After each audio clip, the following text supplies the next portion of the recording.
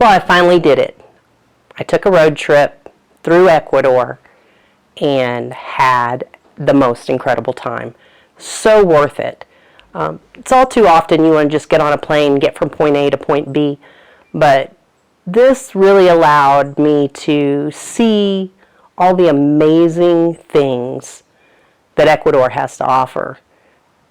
I know I missed a few things, and I can already say, to do it again, I could go back and do it again just to go back and hit all those little things that you missed the first time around.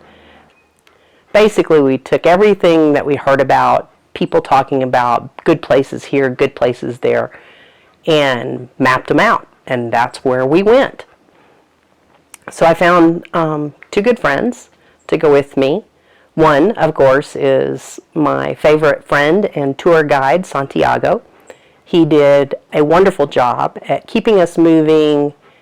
We did not sleep in the same place 2 nights in a row, so we had to literally pack for a 10-day trip because you weren't ever in any one place long enough to have your laundry done. So it took for quite a bit of luggage, more than I expected, but that's okay. We had an incredible time. So going north, I did not want to stay in Cuenca. I've been in Cuenca, been there, done that. So I wanted to do something different. So this first day, we passed Cuenca, passed Azogues, and ended up in the Cañar province. There is a Inca ruins there, pre-Incan. I'm going to call it pre-Incan. Online, they call it pre-Columbian. But, you know, I've been to ruins here in Ecuador, and I'm going to say for the most part,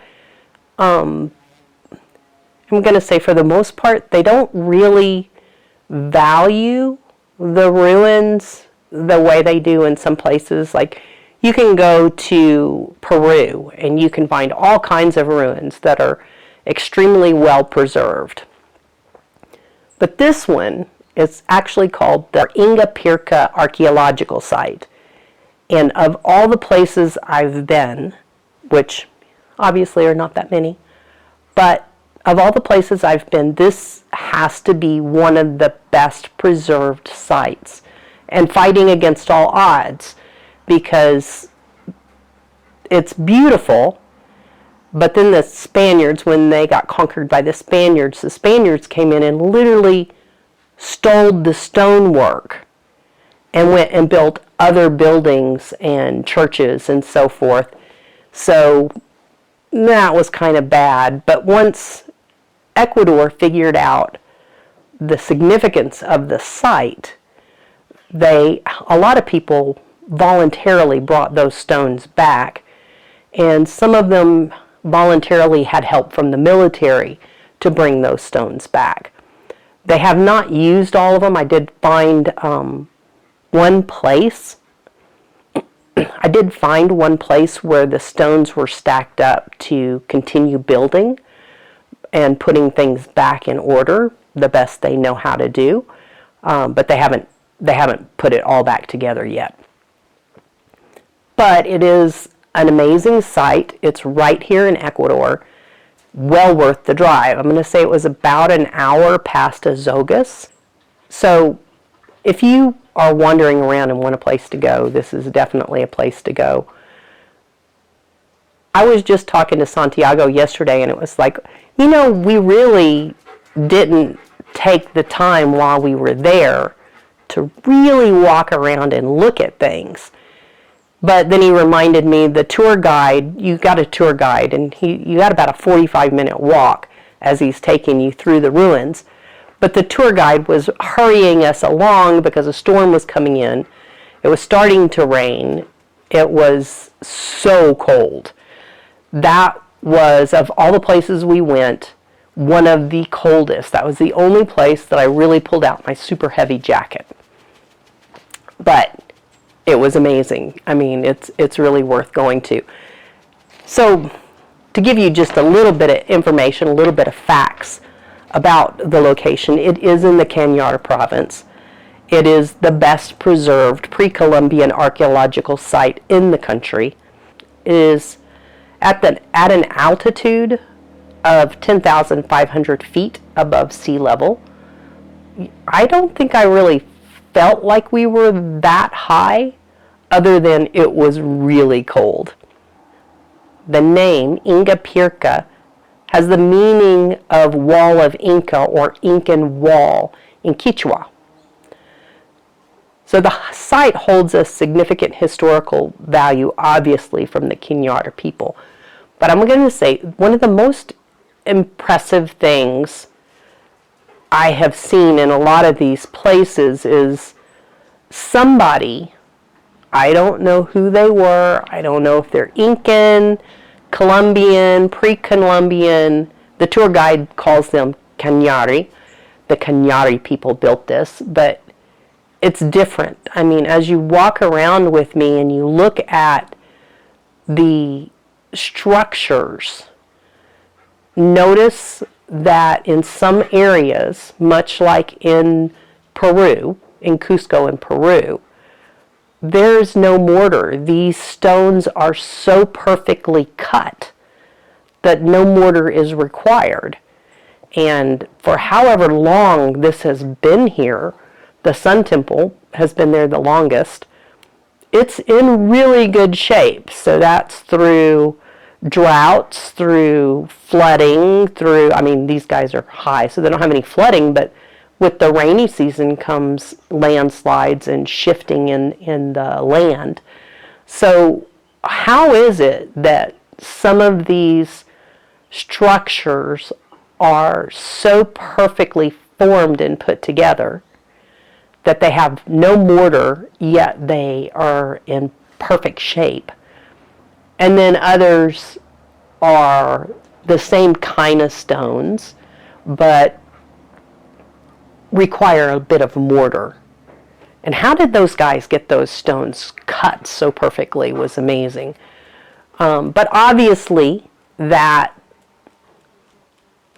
craftsmanship from the earliest days isn't around anymore, because you just don't see it in any of the rest of the structures. And also the structures that are further away from the Sun Temple, because, I mean, it's kind of obvious it's like a Sun Temple because it's a circle and it has a peak on it, you know, like a sundial. So it's very obvious that some of it was put back in after the fact. And even though some of those stones are the same kind of stones, they're definitely not put back in the same way. So that craftsmanship is definitely missing. But then the other stones around in the other areas, like there's a Sun Temple and there's a Moon Temple and stuff like that. But those stones in the outer areas are visibly weathered. And so you could say, well, if all the stones weathered, then maybe that's why they don't fit so tightly. But still, how did they get those tight joints? There's a lot of theories around that. I've chased a lot of rabbit holes, and it's just amazing to see that technology in those different areas. This space was supposedly a ritual space. The Incan, which had a lot of focus on the sun, a lot of focus on the moon, a lot of attention paid to seasons. They were farmers, so a lot of focus on the seasons and watching what's going on in the world, in their world, not obviously the whole world because they didn't have that technology, but they would take and monitor the stars and the moon and all of that. They were wonderful at building aqueducts. There's aqueducts all through this space, and you can see how the water trends down through the architectural site.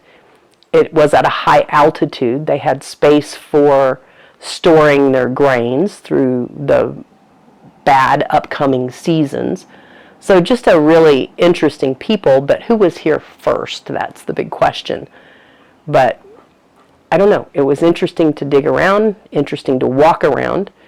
One space that there was a doorway, and past that doorway supposedly is the house of the virgins. It's like, why did we not just keep going and go check out those other spaces? So evidently the house of the virgins, they would sacrifice their virgin daughters in different ways. But along with this architectural site was also a small museum, which I thought was really, really well done. It was not a huge museum, but they had, well, you'll see it, but there's a lot of things that they obviously dug out of the ground, which are not in perfect shape, so they're not, remakes of anything. But it would be interesting to dig into that culture a bit more and see how that culture progressed over time. So we have a lot of pictures. I don't have a lot of video from this space, but this was day one. And the trip only got better as we kept on going. Again, perfect company for the trip. We had so much fun. Pushed me beyond my limits a couple of times, which is fine. I like that. And I hope you enjoy the rest of the pictures, and we'll see you on the next day, which was even more exciting. So each day the excitement grew as we got further and further north. But I'll tell you about that tomorrow.